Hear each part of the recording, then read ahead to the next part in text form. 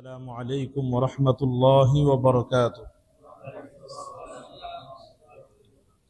الحمد لله رب العالمين، والصلاة والسلام على سيد الأنبياء والمرسلين وعلى آله وصحبه أجمعين ومن تبعهم بإحسان إلى يوم الدين.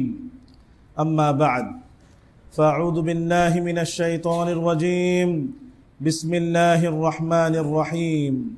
يا أيها الذين آمنوا اتقوا الله وقولوا قولا سديدا يصلح لكم أعمالكم ويغفر لكم ذنوبكم ومن يطع الله ورسوله فقد فاز فوزا عظيما.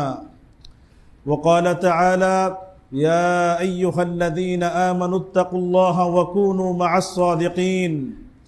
وقال تعالى: يا أيها الذين آمنوا اتقوا الله ولتنظر نفس ما قدمت لغد واتقوا الله إن الله خبير بما تعملون. وقال تعالى: ولا تقتلوا أنفسكم إن الله كان بكم رحيما ومن يفعل ذلك عدوانا وظلما فسوف نصليه نارا وكان ذلك على الله يسيرا. وقال رسول الله صلى الله عليه وسلم: لا يؤمن أحدكم حتى أكون أحب إليه من والده وولده والناس أجمعين. وقال عليه الصلاة والسلام: ألا أخبركم بأكبر الكبائر الإشراك بالله وقتل النفس وشهادة الزور. وقال عليه الصلاة والسلام: اللهم إني أسألك علما نافعا ورزقا طيبا وعملا متقبلا. وقال عليه الصلاة والسلام: اللهم إني أعوذ بك من علم لا ينفع ومن قلب لا يخشع ومن نفس لا تشبع ومن دعوة لا يستجاب لها، أو كما قال عليه الصلاة والسلام. الحمد لله। আল্লাহ তাআলার শুকর, আল্লাহ তাআলার মেহেরবানি যে আল্লাহ তাআলা আমাদেরকে পবিত্র জুমার দিন জুমার নামাজ আদায় করার উদ্দেশ্যে জুমার দিনের যে সকল সুন্নত ও আদাব আছে এগুলো পালন করে আগে আগে মসজিদে উপস্থিত হওয়ার তৌফিক দান করেছেন। আলহামদুলিল্লাহ। জুমার দিনের সকল সুন্নত ও আদাব পালন করে আগে আগে মসজিদে হাজির হওয়া, উপস্থিত হওয়া, এটা বহুত বড় সাআদাত, বহুত বড় সৌভাগ্যের বিষয়। এটা বহুত বড় ফজিলত এবং বহুত বড় মর্যাদার বিষয়। সহিহ বুখারীর হাদিস 883 নম্বর হাদিস। হযরত সালমান ফারিসি রাদিয়াল্লাহু তাআলা উনি বলেন, আমি রাসূল করিম সাল্লাল্লাহু আলাইহি ওয়াসাল্লামকে ইরশাদ করতে শুনেছি, তিনি বলেন: মান ইগতাসালা ইয়াউমাল জুমআহ ওয়া ইয়াতাতাহহারু মাস্তাতা'a মিনাত তুহুর ওয়া ইয়ামাসসু মিন তিবি বাইতিহি ثم يخرج فلا يفرق بين اثنين ثم يصلي ما كتب له ثم ينصت إذا تكلم الإمام إلا غفر له ما بينه وبين الجمعة الأخرى. আল্লাহ রাসূল সাল্লাল্লাহু আলাইহি ওয়াসাল্লাম বলেন, যে ব্যক্তি জুমার দিন গোসল করে, যে ব্যক্তি জুমার দিন গোসল করে এবং ভালোভাবে পবিত্র হয়, ভালোভাবে পরিচ্ছন্ন হয়, ঘরে আতর খুশবু থাকলে সেটাকে ব্যবহার করে, অতঃপর সে মসজিদে এমন অবস্থায় আসে যে কারোর জন্য কষ্টের কারণ হয় না। দুই ব্যক্তি একসাথে বসে আছে, তাদেরকে সরিয়ে দিয়ে সে মাঝখানে বসে না। অতঃপর যদ্দূর সম্ভব হয় সে নফল নামাজ পড়তে থাকে। অতঃপর যখন ইমাম খুতবা শুরু করে মনোযোগ দিয়ে শ্রবণ করে এবং নীরব থাকে। আল্লাহ রাসূল বলেন, যে ব্যক্তি জুমার দিন এই আমলগুলো করে, গফিরা লাহু মা বাইনাহু ওয়া বাইনাল জুমআতিল উখরা, এই জুমা থেকে নিয়ে বিগত জুমা পর্যন্ত যত গুনাহ হয়ে থাকে আল্লাহ তাআলা সমস্ত গুনাহকে মাফ করে দেন। এই জন্য আল্লাহ তাআলা আমাদেরকে জুমার দিন এই সকল আমাল সুন্নাত পালন করে আগে আগে মসজিদে উপস্থিত হওয়ার তৌফিক দিয়েছেন। দিল থেকে শুকর আদায় করি, আলহামদুলিল্লাহ। আল্লাহুম্মা মা আসবাহা বি মিন নি'মাহ আও বি আহাদিন মিন খালকিক ফামিনকা ওয়াহদাক লা শারীকা লাক ফালাকাল হামদ ওয়া লাকাশ শুকর। আজকে আমরা একটি অত্যন্ত গুরুত্বপূর্ণ বিষয় নিয়ে আলোচনা করব ইনশাআল্লাহ। আমরা অবগত আছি যে গতকালকে আমরা সবাই অবগত আছি যে আমাদের দেশে দুইটা দুঃখজনক এবং বেদনাদায়ক এবং নেক্কারজনক দুইটা ঘটনা ঘটে গেছে, যেটা এখন আমাদের দেশে প্রত্যেকেই মর্মাহত এবং প্রত্যেকেই এই ঘটনার কারণে সবাই হতভম্ব যে এটা কীভাবে হলো, কেন হলো। প্রত্যেকে এটা নিন্দা এবং ধিক্কার জানাচ্ছে। তো আজকে এই যে ঘটনাটা ঘটলো, আমরা দেখলাম নির্মম ঘটনা।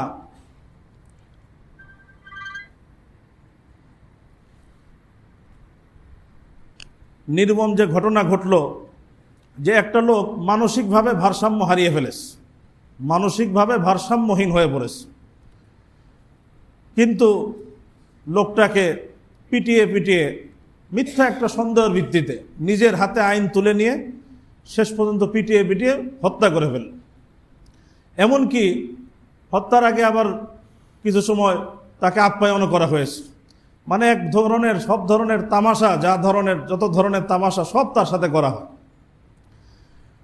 তো এই যে ঘটনাটা ঘটলো, যেটা আমাদের প্রত্যেককে আহত করেছে, মর্মাহত করেছে।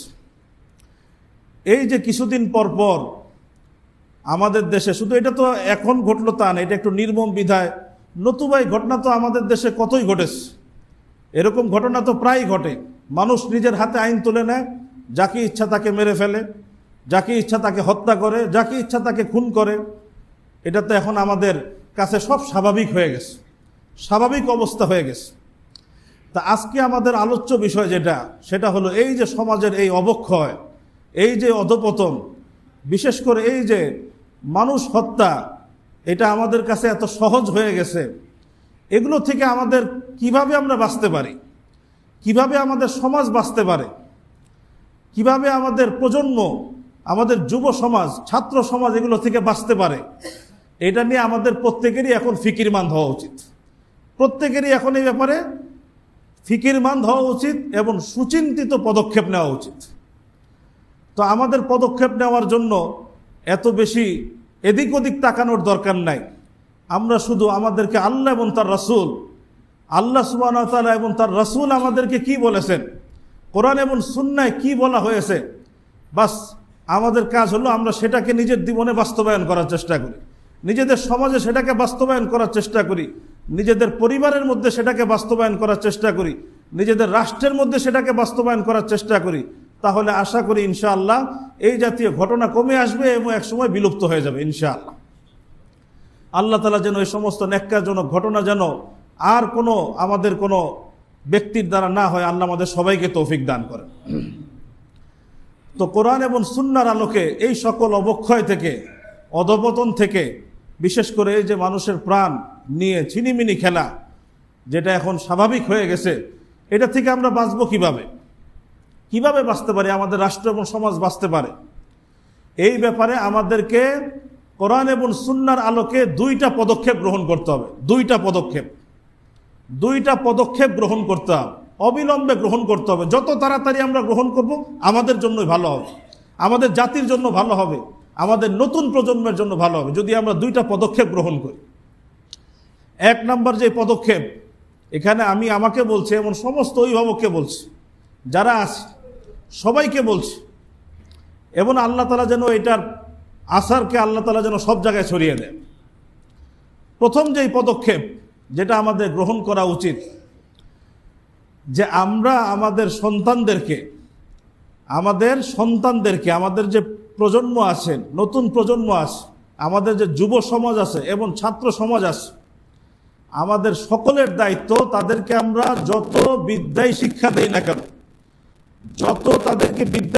দেই না কেন, দেই কোনো অসুবিধা নাই, তাদের ভিতরে আমরা অবশ্যই এই শিক্ষাটা অবশ্যই তাদেরকে দিব যে একজন মানুষের প্রাণের মূল্য কত, একজন মানুষের জানের মূল্য কত, একজন মানুষকে নির্মমভাবে হত্যা করা এটার কি কঠিন শাস্তি দুনিয়া এবং আখিরাতে আছে, এই ভয়টা তার অন্তরে পয়দা করার চেষ্টা করি প্রত্যেকের জায়গা থেকে। যে পিতা আছে, অভিভাবক আছে, সে তার পরিবারের সন্তানদেরকে বলি, যারা আলেম ওলামা আছে তারা মসজিদে বলুক, মিম্বর থেকে বলুক, মাহফিলে বলুক, এবং যারা রাষ্ট্রের কর্ণধার আছে তারা তাদের জায়গা থেকে বলুক যে প্রত্যেকটা পরিবার, প্রত্যেকটা মানুষ যেন এই প্রজন্মকে বোঝানোর চেষ্টা করে যে দেখো, তোমরা নিজের হাতে আইন তুলে নিও না, এবং এইভাবে কোনো মানুষের প্রাণ নিয়ে ছিনিমিনি খেলো না। যদি খেলো তাহলে দেখো তোমার জন্য দুনিয়াতেই শাস্তি রয়েছে, আখেরাতেই শাস্তি রয়েছে। এই আল্লাহর ভয়টা তার অন্তরে জাগ্রত করার চেষ্টা করে। আল্লাহর ভয় যদি অন্তরে জাগ্রত না হয়, দুনিয়ার কোনো আইন, কোনো পুলিশ, কোনো আদালত অপরাধ নির্মূল করতে পারবে না, যদি অন্তরে আল্লাহর ভয় জাগ্রত না হয়। আল্লাহর ভয় জাগ্রত হলে এগুলো না থাকলেও দেখা যাবে সব সুন্দর মতো চলবে, এগুলো না থাকলেও সুন্দর মতো চলবে। রাসূলের যুগ দেখি, হযরত আবু বকর সিদ্দিক, ওমর ইবনে খাত্তাব রাদিয়াল্লাহু যুগ দেখি, ওমর ইবনে খাত্তাব রাদিয়াল্লাহু যুগ দেখি, মানুষের অন্তরে আল্লাহর ভয় এমনভাবে ছিল, যেই মাটিতে হানাহানি মারামারি সংঘাত ছাড়া কিছু ছিল না, সেই জমিনে, সেই মাটিতে নিরাপত্তা এবং শান্তি প্রতিষ্ঠিত হয়েছে, পুরা দুনিয়া দেখেছে। এই জন্য আল্লাহর ভয়কে জাগ্রত করার চেষ্টা করি, আমাদের অন্তরেও জাগ্রত করার চেষ্টা করি, আমাদের পরবর্তী প্রজন্মের অন্তরেও আল্লাহর ভয়কে জাগ্রত করার চেষ্টা করি। আল্লাহ সুবহানাহু ওয়া তাআলা কি বলেছেন, একটা মানুষকে হত্যা করা এটা যে কত বড় ভয়ানক বিষয়, আল্লাহ কি বলেছেন। আমরা যেভাবে সন্তানদেরকে আদব কায়দা শিক্ষা দিই, সভ্যতা এবং সংস্কৃতি শিক্ষা দিই, বিভিন্ন নিয়ম কানুন তাদেরকে শিক্ষা দিই, সাথে এটাও শিক্ষা দিব তাদেরকে যে দেখো, অন্যায়ভাবে মারামারি করবা না, হানাহানি করবা না, কাউকে হত্যা করবা না। ছোট থেকেই তার অন্তরের মধ্যে এটা বসিয়ে দেওয়ার চেষ্টা করি। আল্লাহ সুবহানাহু ওয়া তাআলার ভয় তার অন্তরে জাগ্রত করার চেষ্টা করি। আল্লাহ সুবহানাহু ওয়া তাআলা কি বলেছেন কোরআনে, এটা তাকে শুনাই, কোরআনের এই পয়গাম তাকে শুনাই, এবং তার ভিতরে আল্লাহর ভয় জাগ্রত করি। আল্লাহ কি বলেছেন কোরআনে, কত আয়াতই তো আস, ইতিপূর্বে তো কিছুদিন আগে আলোচনা হয়েছে। সূরাতুন নিসার 93 নম্বর আয়াত, আল্লাহ ইরশাদ করছেন, ওয়ামাই ইয়াকতুল মুমিনা মুতাআম্মিদা ফাজাযাউহু জাহান্নাম খালিদান ফিহা ওয়া গাদিবাল্লাহু আলাইহি ওয়া লা'নাহু ওয়া আ'আদ্দা লাহু আযাবান আযীমা। আল্লাহ বলছেন, যে ব্যক্তি ইচ্ছাকৃতভাবে কোনো মুমিনকে হত্যা করবে, যে ব্যক্তি ইচ্ছাকৃতভাবে কোনো মুমিনকে হত্যা করবে, ফাজাযাউহু জাহান্নাম, তার প্রতিফল প্রতিদান হলো জাহান্নাম, খালিদান ফিহা, চিরকাল সেখানে থাকবে, ওয়া গাদিবাল্লাহু আলাইহি, তার উপর আল্লাহর গজব বর্ষিত হবে, ওয়া লা'না, আল্লাহ তাকে অভিসম্পাত করবেন, লানত করবেন, ওয়া আ'আদ্দা লাহু আযাবান আযীমা, আর আল্লাহ তাআলা তার জন্য মহা শাস্তির ব্যবস্থা করে রাখেন। এইভাবে আমরা নিজেদেরকেও এই ভিন্ন কাজ থেকে বিরত রাখার চেষ্টা করি, নিজেদের প্রজন্মকেও বিরত রাখার চেষ্টা করি। আল্লাহ আরো বলছেন সূরাতুন নিসার 29-30 নম্বর আয়াত, ওয়ালা তাকতুলু আনফুসাকুম ইন্নাল্লাহা কানা বিকুম রাহিমা ওয়া মান ইয়াফআল যালিকা উদওয়ানা ওয়া যুলমা ফাসাউফা নুসলিহি নারা ওয়া কানা যালিকা আলাল্লাহি ইয়াসীরা। তোমরা নিজেদেরকে একে অপরকে হত্যা করো না, নিশ্চয়ই আল্লাহ তাআলা তোমাদের প্রতি অত্যন্ত দয়ালু। নিশ্চয়ই সীমা লঙ্ঘন করে, জুলুম করে যারা এই জাতীয় কাজ করে, মানুষকে হত্যা করে, ফাসাউফা নুসলিহি নারা, অবশ্যই তাকে আমি আগুনে, জাহান্নামের আগুনে প্রবেশ করাবো, ওয়া কানা যালিকা আলাল্লাহি ইয়াসীরা, আর এটা আল্লাহর নিকট অত্যন্ত সহজ।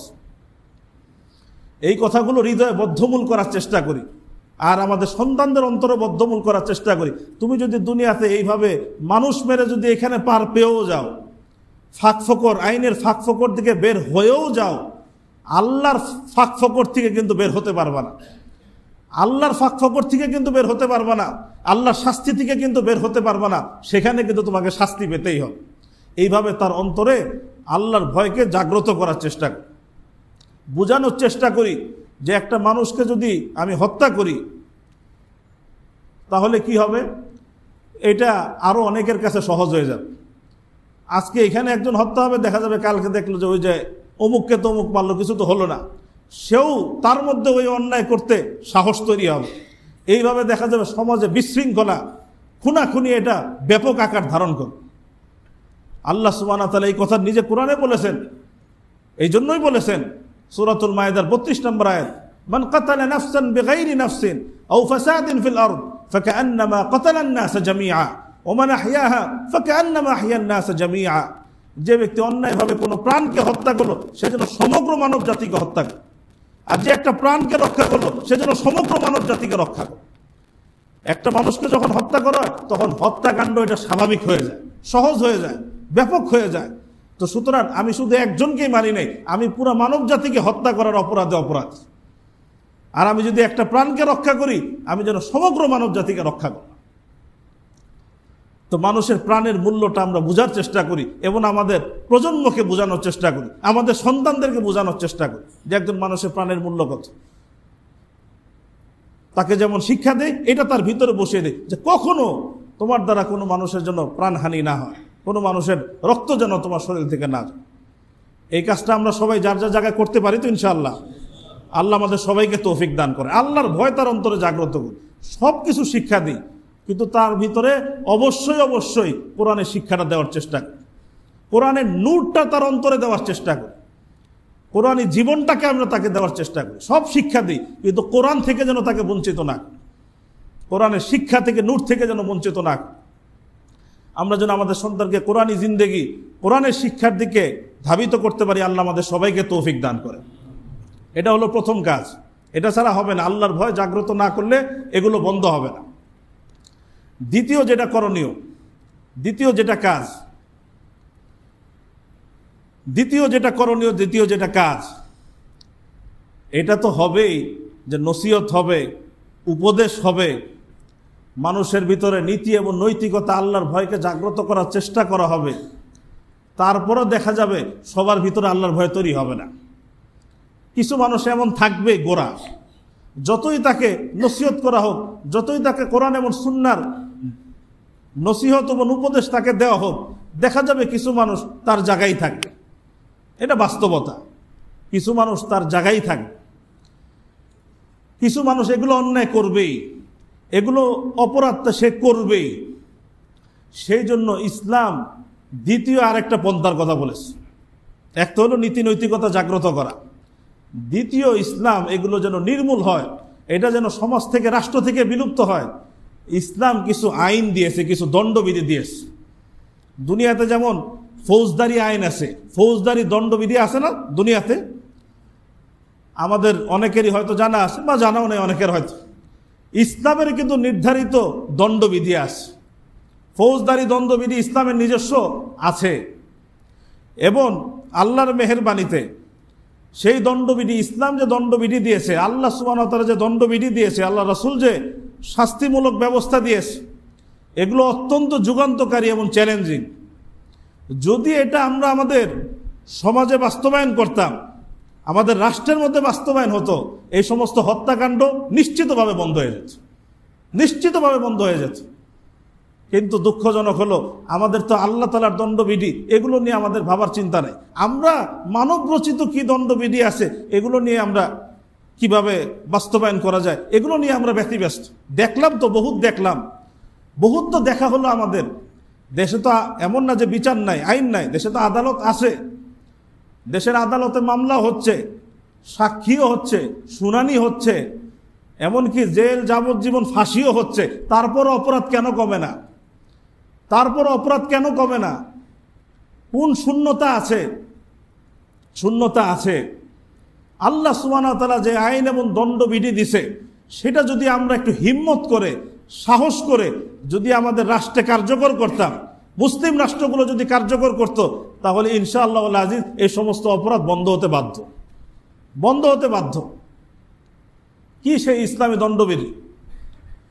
ইসলাম প্রথমেই যেটা বলেছে, ইসলাম প্রথমেই যে দণ্ডবিধি দিয়েছে, সেটার নাম হলো কিসাস। সেটার নাম কি? কিসাস। এটা আমার কথা না, কিন্তু আমি আমার পক্ষ দিয়ে বলছি, এটা সব কোরআনের মধ্যে আছে, রাসূলের হাদিসে আছে।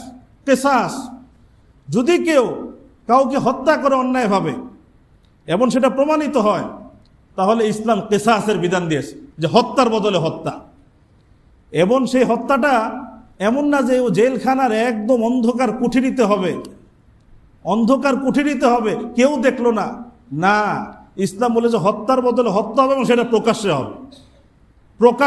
প্রকাশ্যে জনসম্মুখে হবে। এটা আমার কথা না। কুরআনুল কারীম খুলে দেখি সূরাতুল বাকারা 178 নম্বর আয়াত, ইয়া আইয়ুহাল্লাযীনা আমানু কুতিবা আলাইকুমুল কিসাসু ফিল কতলা। এরপরেই কিন্তু নিচের আয়াতে আছে ওই যে সিয়াম ফরজ হয়েছে, ওই আয়াত, ওগুলো তো আমরা খুব পালন করি, বুঝি, কিন্তু এই জায়গাগুলোতে এসে আমরা সব ছেড়ে দিয়েছি। এই ক্ষেত্রে ইসলাম আর এই ক্ষেত্রে ইসলাম না, এই ক্ষেত্রে কোরআন আছে, এই ক্ষেত্রে নাই। এটা এখন আমাদের অবস্থা হয়েছে। ইয়া আইয়ুহাল্লাযীনা আমানু কুতিবা আলাইকুমুল কিসাসু ফিল কতলা। হে ঈমানদারগণ, ঈমানদারগণ কারা? আমরাই তো নাকি? আল্লাহ তো আমাদেরকেই বলছেন, হে ঈমানদারগণ, যাকে ইচ্ছাকৃতভাবে হত্যা করা হয়েছে তার ব্যাপারে তোমাদের উপর কিসাসকে ফরজ করা হয়েছে, ফরজ করা হয়েছে। যাকে ইচ্ছাকৃতভাবে হত্যা করা হয়েছে তোমাদের উপর তার ব্যাপারে কিসাসকে ফরজ করা হয়েছে। কিসাস, যে হত্যা করেছে তাকে হত্যা করা হবে, যে মেরেছে তাকেও মারা হবে, এবং সেটা প্রকাশ্যে জনসম্মুখে সবাই দেখবে। যদি এটা করতে পারি, আল্লাহ সুবহানাহু ওয়া তাআলা এরপর আয়াতে বলেছে যে তোমাদের কাছে বাহ্যত মনে হতে পারে, হায় হায় এটা তো বড় নির্মম, প্রকাশ্যে, তা সে প্রকাশ্যে হত্যা করে নাই, এটা তো বড় নির্মম মনে হচ্ছে। এই ইসলামী ফৌজদারি দণ্ডবিধির উপর অনেকের আপত্তিও আসে, বিভিন্ন আপত্তিও আসে বিভিন্ন মহল থেকে। আল্লাহ তৌফিক দিলে ওগুলো কোনো সময় সেগুলোর বিশ্লেষণমূলক আলোচনা হবে ইনশাআল্লাহ। এখন উন্নত সভ্য রাষ্ট্রগুলো এগুলো মেনে নিচ্ছে। সিঙ্গাপুরে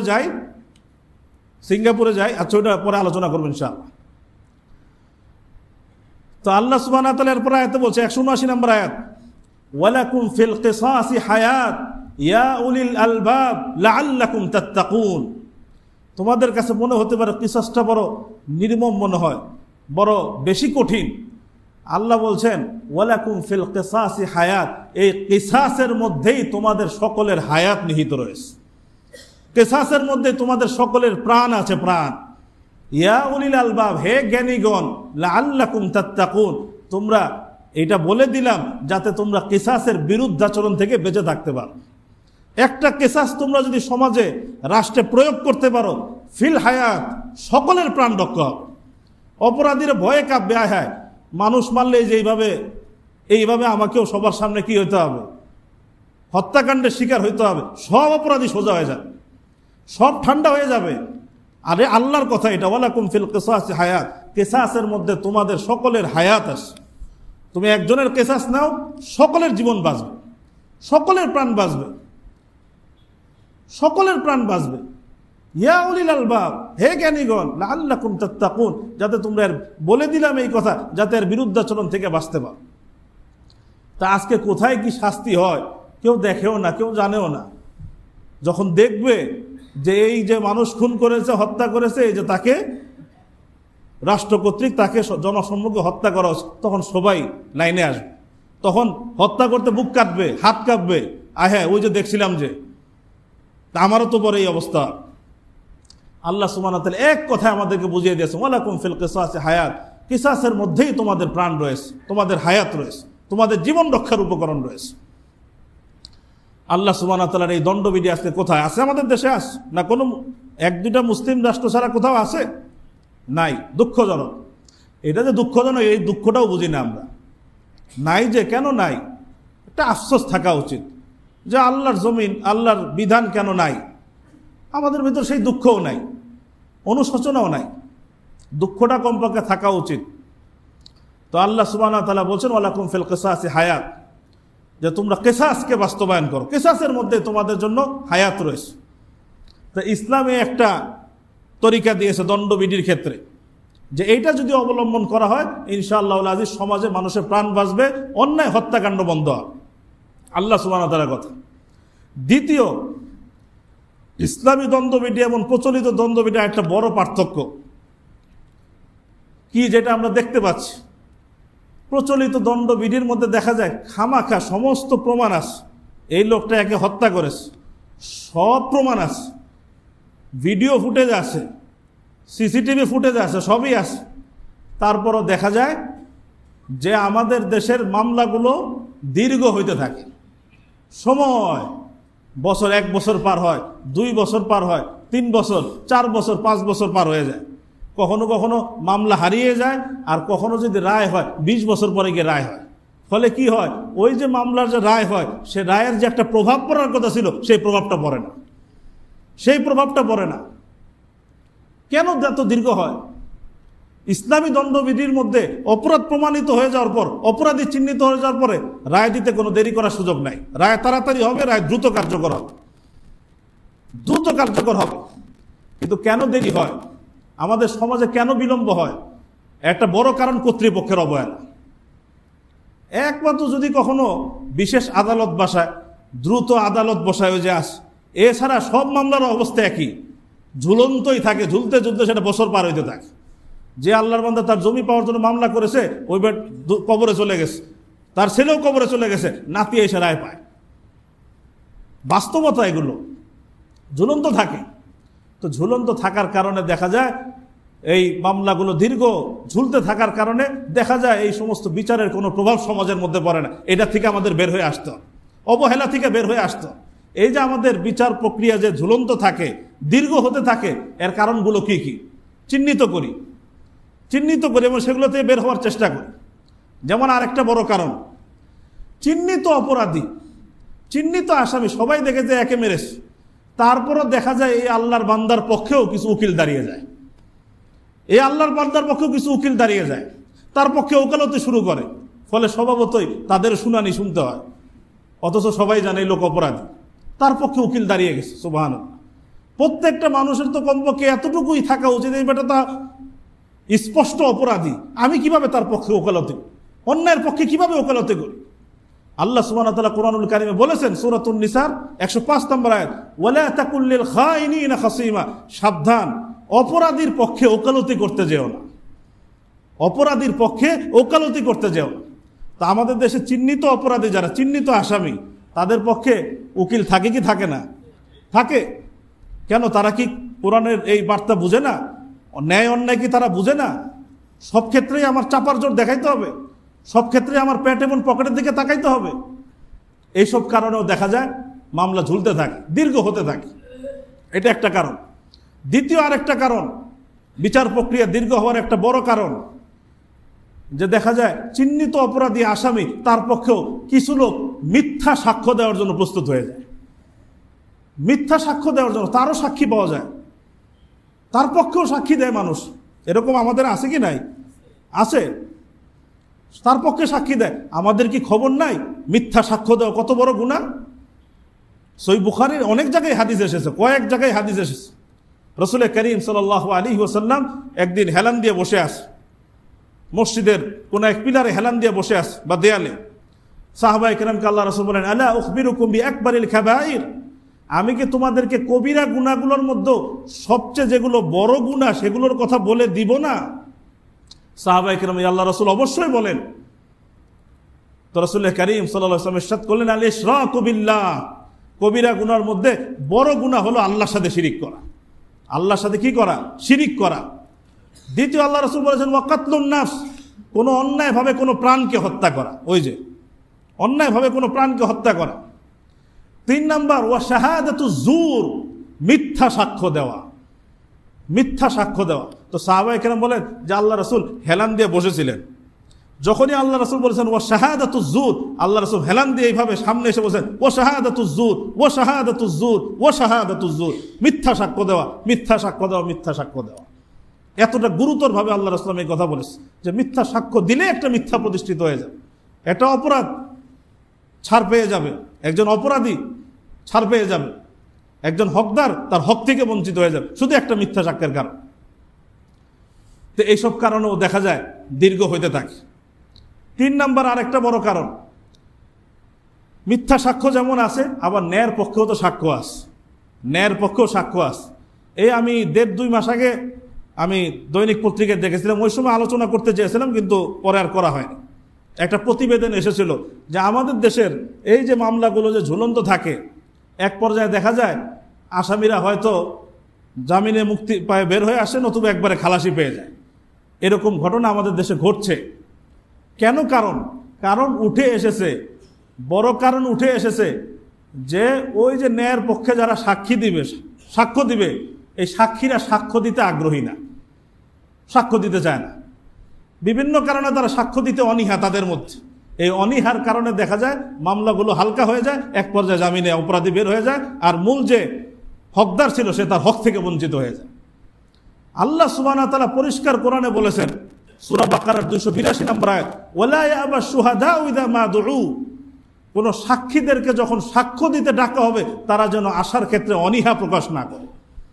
তুমি সাক্ষ্য দাও, তোমার এক সাক্ষ্যের ভিত্তিতে একটা ন্যায় প্রতিষ্ঠিত হবে, একটা অন্যায় দূর হয়ে যেতে পারে।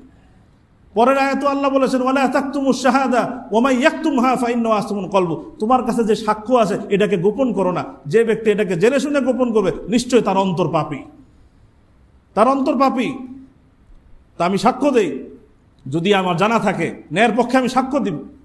অনীহা হওয়ার কারণও আছে কিছু, তোমাদের একটা বড় কারণ আছে, হুমকি ধামকি চলতে থাকে, সাক্ষ্য দিলে কিন্তু তোমার এই ক্ষতি হবে সেই ক্ষতি হবে, তার নিরাপত্তার দায়িত্ব দিতে হবে। আল্লাহ কোরআনে বলেছেন সূরা বাকারার 282 নম্বর আয়াত, ওয়ালা ইউদাররা কাতিব ওয়ালা শাহিদ, সাক্ষীকে যেন কেউ কষ্ট দিতে না পারে এটার ব্যবস্থা গ্রহণ করতে হবে। এই সমস্ত কোরআনী বিধান তো আমাদের নাই, যদি থাকতো তাহলে তো আজকে এত সমস্যা হইতো না। তো এগুলো কারণেও দেখা যায় বিচার প্রক্রিয়া দীর্ঘ হয় আর আসামিরা নিষ্কৃতি পেয়ে যায়। আর আরেকটা বড় কারণ, এই দীর্ঘসূত্রতার বড় কারণ এটা বলে শেষ করে দিই, যদি এমন হয় অপরাধ করেছে এমন একজন যে মোটামুটি সমাজের একজন সাধারণ মানুষ, তাহলে তো ঠিক আছে। আর যদি দেখা যায় সে সমাজের কোনো গণ্যমান্য মানুষ বা গণ্য মানুষের সন্তান বা কোনো প্রভাবশালী কোনো দলের সে সদস্য, তাহলে তার ব্যাপারে দেখা যায় বিভিন্নভাবে সুপারিশ আসতে থাকে, বিভিন্নভাবে তার বিচার যেন না হয় সেটাকে হালকা করার সমস্ত ব্যবস্থা গ্রহণ করা হয়ে থাকে। তো রাসূল কারীম সাল্লাল্লাহু আলাইহি ওয়াসাল্লাম কি বলেছেন, সহিহ বুখারী 3475 নম্বর হাদিস, একবার এক বহুত বড় এক সর্দারের সন্তান একটা চুরি করেছে।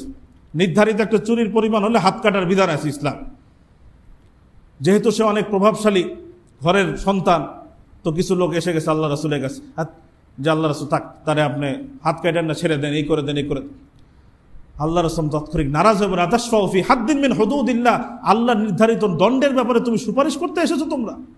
আল্লাহ রাসূল তাৎক্ষণিক খুতবা দিতে দাঁড়িয়েছে এবং বলেছে, ইন্নামা আহলাকাল্লাযীনা কানু ক্বাবলাকুম ইযা সারাকা ফীহিম আশ-শারীফ তারাকু ওয়া ইযা সারাকা ফীহিম আদ-দাঈফ আকামু আলাইহিল হাদ, তোমাদের পূর্বের লোকেরা এই জন্যই ধ্বংস হয়েছে, যখন তাদের নেতৃস্থানীয় লোকেরা চুরি করেছে তখন তারা ছেড়ে দিয়েছে, আর যখন দুর্বল লোকেরা চুরি করেছে তাদের উপর শাস্তি প্রয়োগ করেছে। ওয়াইমুল্লাহ লাউ আন্না ফাতিমাতা বিনতে মুহাম্মদ সারাকাত লাকাতাতু ইয়াদাহা, আল্লাহর কসম যদি মুহাম্মদের বেটি ফাতেমাও চুরি করত আমি তারও হাত কেটে দিতাম। আইন সবার জন্য সমান।